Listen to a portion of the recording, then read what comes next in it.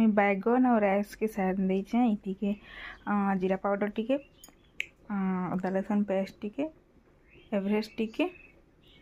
आईटा rice दे देचे अरारोट भी देचे ताकि ये मुझे साइन देचे भलसे एखन छाणी देवा एंता करके फ्राए कले ना बहुत टेस्ट लागसी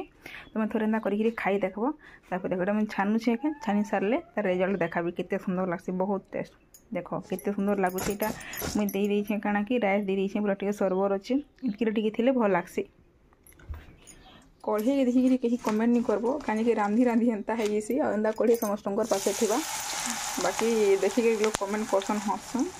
जब तेल देकी एंता माने टे पुड़ी जाइए बाकी हमके कढ़ी संगे क्या मतलब हमके शाग संगे खाबार संगे मतलब ना तो देख फ्राए करदेली ना होगा ना टिके जस्ट लाल लाल होकर आसले छानीदेमा भूली जाइए नून कहवा लगी नून भी देव ये लगवा माने टेस्ट अनुसार देख लाल हो गला केते सुंदर लगवा ये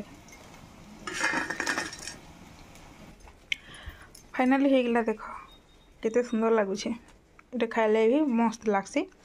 तुम दाल आउ एता संगे ही भात खाईदेव पूरा